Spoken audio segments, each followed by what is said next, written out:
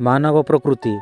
ଯଦି ଆପଣ କେବେ ଜଣକୁ ଥରେ ସାହାଯ୍ୟ କରିବାକୁ ମନା କରିଦିଅନ୍ତି ତେବେ ସେ ଆପଣଙ୍କ ଦ୍ୱାରା ପୂର୍ବରୁ କରାଯାଇଥିବା ସମସ୍ତ ସାହାଯ୍ୟକୁ ଭୁଲିଯାଆନ୍ତି। ମଣିଷକୁ ପାଣି ପରି ହେବା ଦରକାର, ପଥର ପରି ନୁହେଁ। କାରଣ ପାଣି ନିଜ ରାସ୍ତା ନିଜେ ତିଆରି କରେ, ହେଲେ ପଥର ଅନ୍ୟର ମାର୍ଗକୁ ଅଟକାଇ ଦିଏ। ଘୃଣା ଦ୍ୱାରା ଘୃଣା କେବେ ଶେଷ ହୁଏ ନାହିଁ, ବରଂ ଘୃଣା ନ କରିବା ଦ୍ୱାରା ଘୃଣାର ଅନ୍ତ ହୁଏ।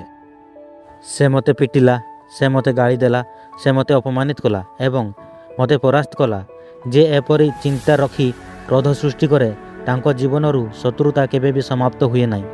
ସେ ମୋତେ ପିଟିଲା, ସେ ମୋତେ ଗାଳି ଦେଲା, ସେ ମୋତେ ଅପମାନିତ କଲା, ସେ ମୋତେ ପରାସ୍ତ କଲା।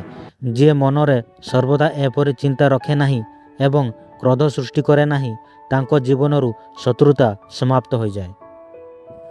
ଆମ ଜୀବନର ସବୁଠାରୁ ବଡ଼ ଭୁଲ ହେଉଛି ଏଇଆ ଯେ ଆମେ ଯେମିତି ଭାବୁଛୁ ଅନ୍ୟମାନେ ମଧ୍ୟ ଠିକ୍ ସେମିତି ଭାବୁଥିବେ ବୋଲି ଆଶା ରଖୁ।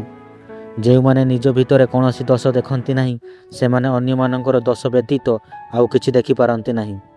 କାହାକୁ ନିଜ ଜୀବନରୁ ଦୂରେଇ ଦେବା ସହଜ, କିନ୍ତୁ ହୃଦୟରୁ ଦୂରେଇ ଦେବା ସହଜ ନୁହେଁ।